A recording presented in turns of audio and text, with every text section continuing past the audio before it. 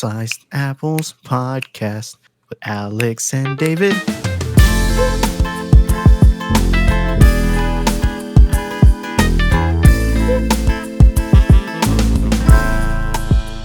Tampa Bay Buccaneers versus the Los Angeles Rams. Man, where to start on this one? I just want to get both of you guys' take on this. Do you think that the Buccaneers lost this game or the Rams won this game? And I understand there's like two parts to this because there's a first half and a second half. Mhm. But ultimately, in the end, did the Buccaneers bite themselves in the ass, essentially?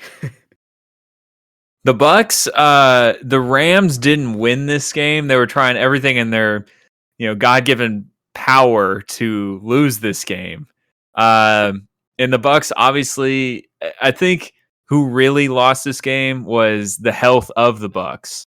There was the talk of the right tackle, Tristan Wirfs, got injured last week, and then I forgot who they started, but ended up.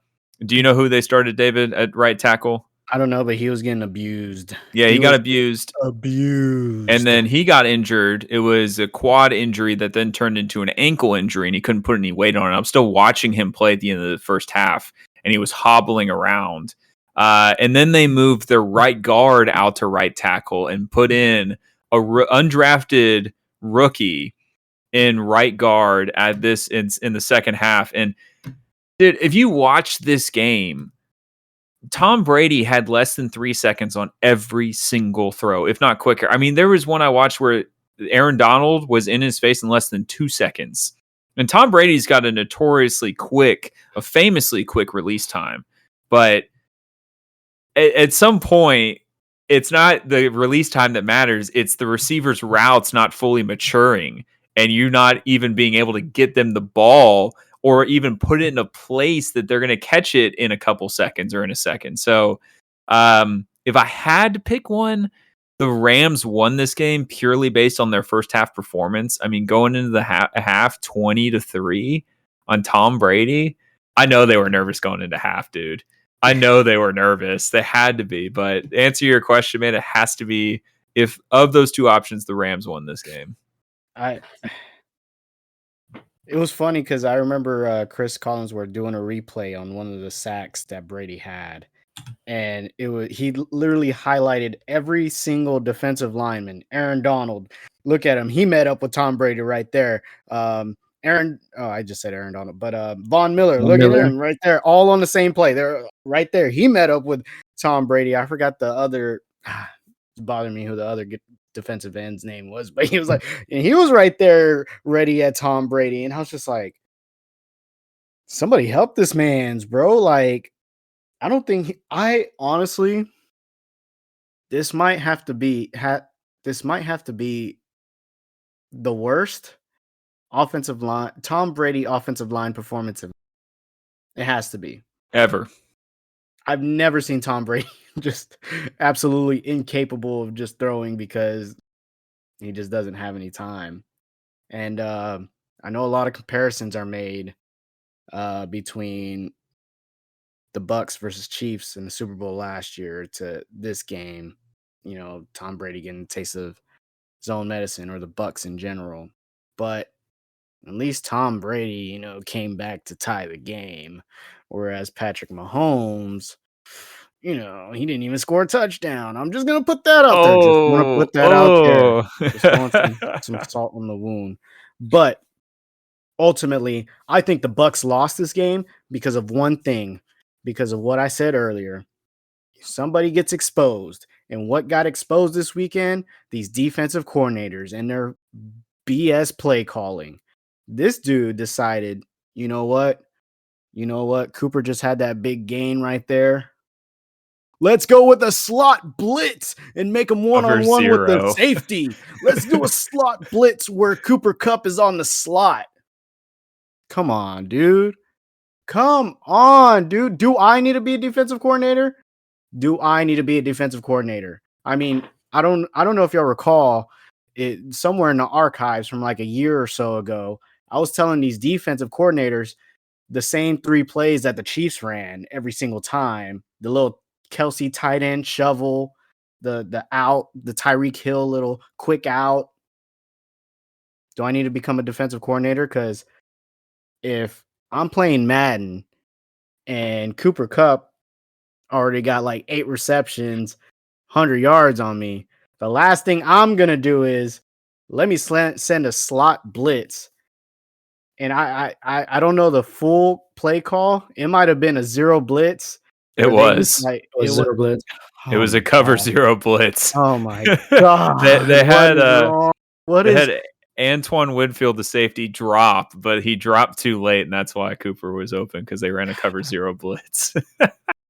Oh Yeah, but man. that's one of those things that people don't remember the good things you did. They remember that one bad thing. Because Yeah, I mean, throughout they had four fumble recoveries. The reason that we're in that game was because of the defense. Tom Brady Yes, played exceptional, but I mean he had 329 yards, which is exceptional with what we had to work with, and that would have been one of those things that if the Rams would have lost, it would have been. Did they we lose it? The we what? you said No, we. oh well, whoa, I'm the whoa. bandwagoner. Let this be known. I'm the bandwagoner. Tom Brady. I'm We on Tom Brady's team. we Yeah, anywho. but it would have been one of those things, man. Like the defense was the reason why they were in they horrible call at a horrible time, but the defense was the reason why they were in the game, dude. The You Rams were you literally trying to give it up, dude. you are correct. But the thing is, those fumbles, those sacks, they were getting it from the 4 down linemen. They didn't need to blitz. They were getting enough pressure with JPP, Ndamukong Suh, and those guys just rushing them 4. That's why I'm just like, there's no need for To that. blitz. Yeah, there's no need for that desperation. Because the thing is also in clutch time, Stafford's unraveling before our eyes. In clutch time, what do? Do you fuck it, Cooper Kupp out there somewhere. You're yeah. looking for Cooper Kupp. I'm sorry. Oh, I know OBJ's out there, but he hasn't, Cooper Kupp's been there the whole time. Cooper Kupp's been that guy all season. And so the last thing I want to do is send a blitz out to where I got Cooper Kupp one-on-one with a safety. I don't care if he wasn't quick enough to, get to him or whatever. Most of the time you leave Cooper Kupp one-on-one with a safety, bad things are going to happen. And I mean, Winfield, great safety, but don't get me wrong. He's no Earl Thomas or something like that. You know what I mean? Like he's there. Yeah. He's still a young cat. Good, but a young cat. And so I was dumbfounded. I was flabbergasted.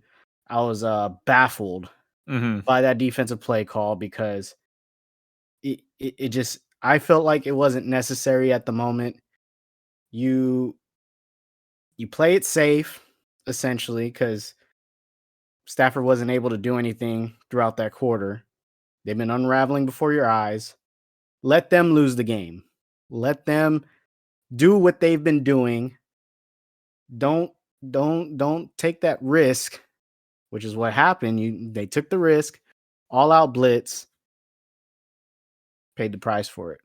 That's what happens, right? Yeah, Now the funny thing is, now thinking about it, shit, maybe Buffalo should have went on that all out blitz. Maybe their coverage would have been better on Travis Kelce if they went on an all out blitz. Just all I know saying. is defensive coordinators' head coaching stock is plummeting as of this past weekend, unfortunately.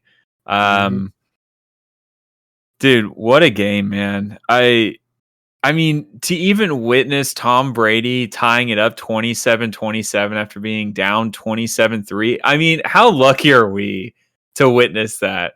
To all the people that hate Tom Brady because he's just so good, the reason we all love Tom Brady is because of this past weekend, because he does things that are just unfathomable.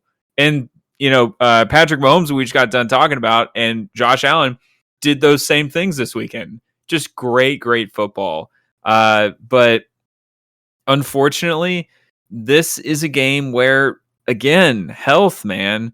The Rams were just objectively a better team at almost every facet. And you mentioned Matthew Stafford unraveling at the very end. Before the 2 passes to Cooper Kupp, he got sacked. And we were seeing him unravel. I mean, he fumbled it on the way down on that sack. It would have been the 5th fumble in the second half. And that's the thing. On that sack, they only rushed 4. They rushed 4 and got to him. You don't need to blitz. Todd Bowles, what are you doing, man?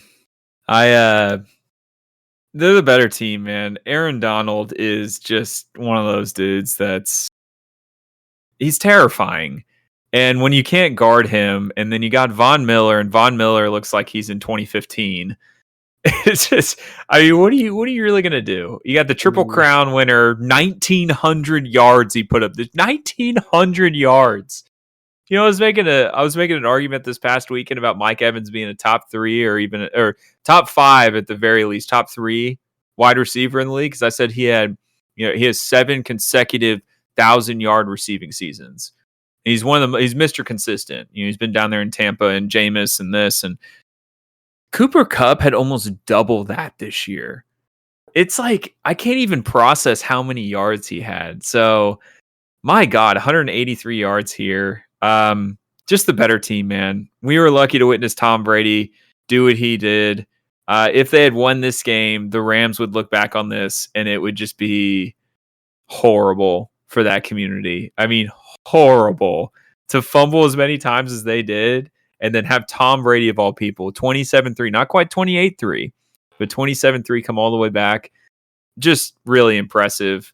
After the season that Tom had, and I'm sad that he lost because I love watching him, but I'm not totally crushed because who we have left in the playoffs is still pretty awesome. So I felt more bad for Josh Allen than I did Tom Brady this past weekend because if they 100%, if they had made it past the Rams, they get creamed in the next round. I mean, I really, or in the Super Bowl, maybe not next round. You're right, maybe not next round.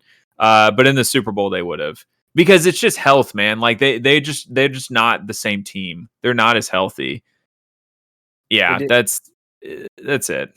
It didn't help either that they went up against probably the best defensive line left in the playoffs. I mean, you got Von Miller and Aaron Donald on one line. There's not much of an argument who's got a better defensive line. I would have like to get a shout out to Cam Akers. He got bailed out big time. Best believe he would have been on the chopping block, the waiver wire immediately if the Tampa Bay and Tom Brady were able to pull off this comeback. Dude, it's just crazy game. I was trying to take a nap because I was like 27-3, man. This shit is over. And I was tired. I was like, let me take a nap. Couldn't fall asleep. Turned out to be a banger of a game. And I'm glad I did not fall asleep to that. You know what's funny is I walked out of the room after, man, what was the play? It was something that had happened towards it was right after the Cam Akers fumble. And was it something when they were playing hot potato? They were playing hot potato. Cam Akers fumbled, and then freaking like Tom Brady fumbled, and they got it right Tom. back. But then that was the next fumble, play, the snap, the snap went right over. I was like, who? They're like, all right, who wants to lose? Who wants to lose? Like, who's trying to fuck this up the most? And it's just that was a funny sequence. They were playing hot potato with each other. There was I wanted to leave because I was like, Tom's going to lose. And then I started to walk downstairs and something had happened where I just heard screaming on the TV. And it was the Mike Evans pass. It was right before the Mike Evans pass. Dude. And I checked the score. I was like, oh my God, he just scored. And then I walked upstairs and sat and watched it. He didn't just score. He burned Jalen Ramsey. Like, I don't want to hear nothing, no more about this Jalen Ramsey is an island kind of deal. Because they literally, on defense for the Rams, they put Jalen Ramsey on Mike Evans. They said everybody else worry about Scotty Miller and whoever else may seem like a threat. and Mike Evans just burned this man to 73-yard touchdown, whatever it was. And so that was also pretty significant for me personally to see. Not that I'm a Jalen Ramsey hater or anything like that, but just seeing that the way they set up the defense to where it's Jalen Ramsey versus Mike Evans, they're like, yeah, just put Jalen over there, let everybody else worry about Mike Evans is covered because Jalen Ramsey's on him. Just made him regret it real quick. And last note, I hate to say this. I hate to say this. This was a game they needed Antonio Brown for.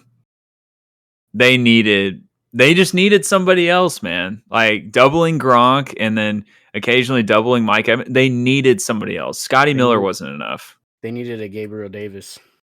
They did. They needed somebody. And Cameron Brate, was pretty.